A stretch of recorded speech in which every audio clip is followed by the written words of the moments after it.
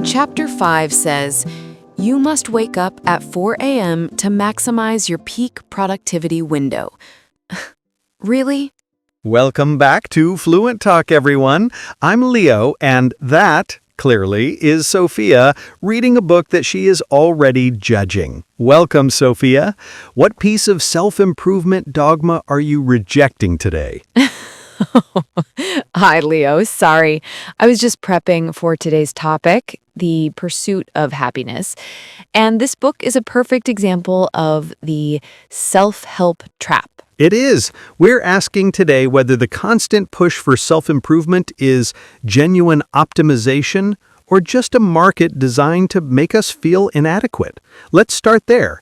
Optimization versus acceptance. The whole industry creates a perpetual sense of inadequacy. We are constantly trying to fix a perceived flaw. It leads to crippling imposter syndrome because we never feel optimized enough. Imposter syndrome is real, but the self-improvement market is driven by genuine human desire to improve. It provides actionable steps toward personal optimization. If you can track it, you can improve it. But you miss the psychological cost. By constantly chasing the next version of ourselves, we fail at self-acceptance. We reject who we are right now. That's not health, that's just relentless internal pressure. Self-acceptance, isn't that just a convenient excuse for avoiding necessary discipline? The point of life is to evolve, not to settle. The point is, the optimization it's a measurable route to higher productivity and better results. Why settle for a 7 when you can track your way to a 10?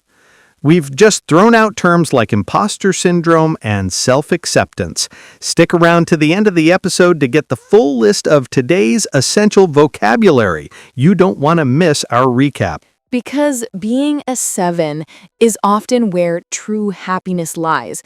We need to shift from relentless optimization to radical self-acceptance.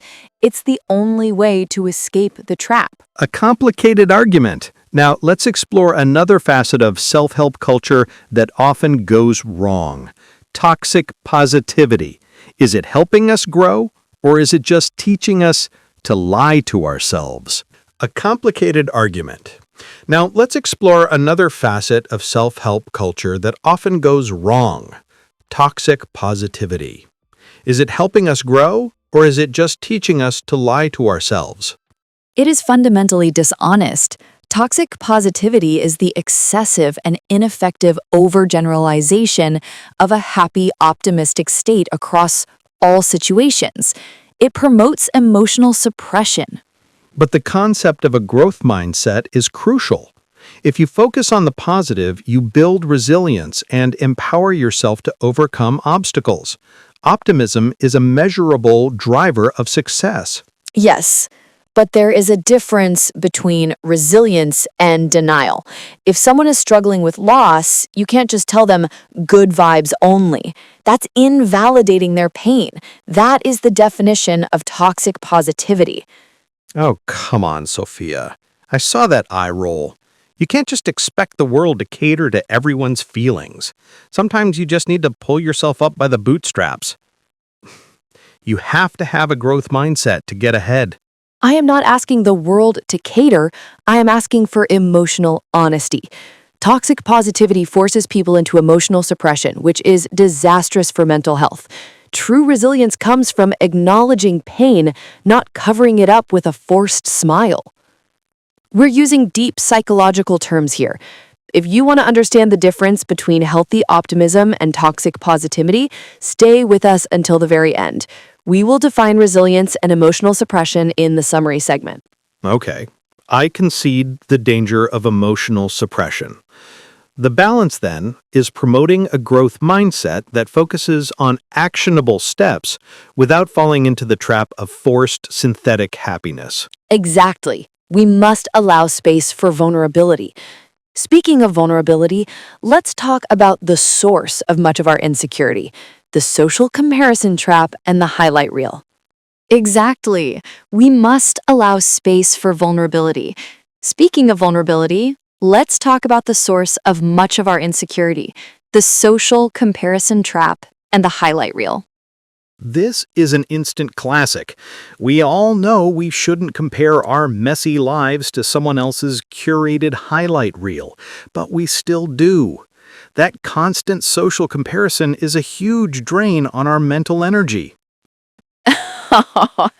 Sorry, everyone. I thought I put that thing on silent. That's the sound of the very thing we are criticizing. Another hit of manufactured validation. I'll allow it. That notification sound is perfect B-roll for this segment. But you're right, Leo. The highlight reel only shows the success, the engagement party, the perfect vacation, never the bills or the hard work. The whole system is designed to trigger our desire for external validation. Every like is a small dopamine hit. That's why some people try a dopamine fast to reset their brain's reward system. The real issue is that the social comparison creates unrealistic expectations for achieving happiness. It makes people feel like they failed simply because their behind the scenes doesn't match the social media highlight reel. We're using cutting-edge terms about digital habits. Don't click away. We will be breaking down highlight reel, dopamine fast, and the concept of validation in the vocabulary summary at the end. So, the key is digital literacy. We need to view social media not as reality, but as a heavily edited movie trailer. We have to enforce our own boundaries against the constant feed of social comparison. Exactly. We need to find intrinsic validation instead of external validation. Next, let's tackle a very physical reality that affects our mental state, the myth of true work-life balance. Exactly. We need to find intrinsic validation instead of external validation. Next, let's tackle a very physical reality that affects our mental state, the myth of true work-life balance. Work-life balance is an achievable metric, Sophia.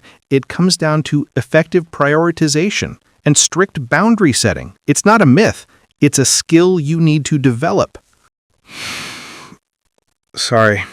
It's all about putting effort into non-work activities. It requires a dedicated digital detox to separate your personal life from your career. That exhausted sigh is the most honest answer we've had all day, Leo. This topic is clearly hitting home. But you're arguing for perfect discipline in a culture that incentivizes burnout. But we can't blame the culture. Burnout is the consequence of failing to establish clear boundary setting. A digital detox, turning off notifications, is non-negotiable if you want balance. Work-life balance is structurally impossible for many people facing high living costs and low wages. It's another piece of self-help rhetoric that blames the individual for a systemic problem. We're using terms crucial for mental health awareness.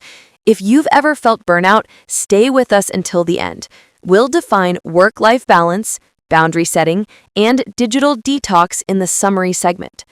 Okay, I acknowledge the systemic pressure. But even with pressure, the choice to engage in digital detox and prioritization still lies with the individual.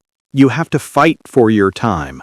Fight is the right word, because we need the resilience to know that failing to achieve balance doesn't make you a failure. Next, let's look at the ultimate contradiction: authenticity versus personal branding. Fight is the right word, because we need the resilience to know that failing to achieve balance doesn't make you a failure. Next, let's look at the ultimate contradiction: authenticity versus personal branding. Personal branding isn't optional anymore. In a supposed meritocracy, how you package and market your skills is essential for career success. It's simply career optimization. But that turns our identity into a commodity. It forces us to create a curated identity that sacrifices genuine authenticity. We lose the ability to be truly vulnerable when everything we do is calculated for clicks. Wait, hold on. I need to make sure I use the right... The truth is, without a strong personal brand, how do you stand out in a global market? You can't rely on authenticity alone to pay the bills. I saw that. You had to check your notes to ensure your argument was optimized.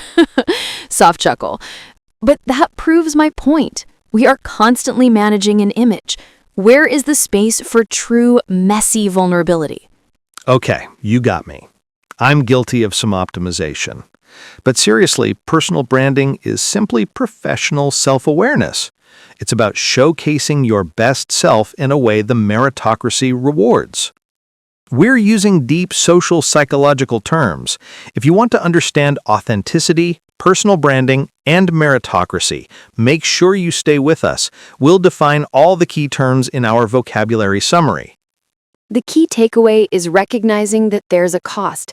We must strive for authenticity in our private lives and use personal branding only as a strategic tool, not as our entire identity. A beautiful note to conclude our final debate on happiness.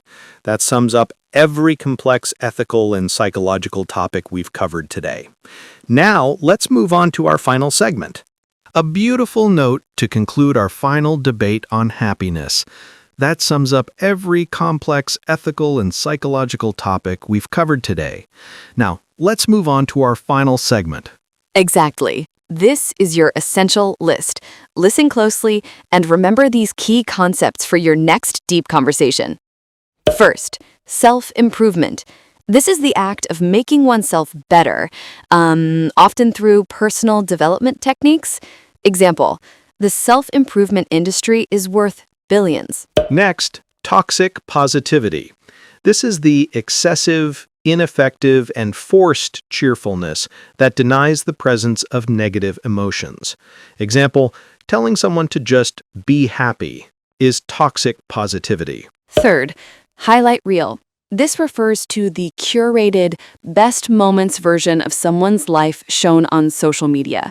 Example, don't compare your life to a highlight reel. Fourth, boundary setting. This is the process of defining and protecting your personal limits in relationships or work. Example, effective boundary setting is crucial for work-life balance. Fifth, personal branding. This is the practice of marketing yourself and your career as a recognizable brand. Example, a strong personal branding is necessary for freelancers. And finally, authenticity. This is the quality of being genuine and true to one's own personality and values. Example, consumers today value authenticity from brands and individuals.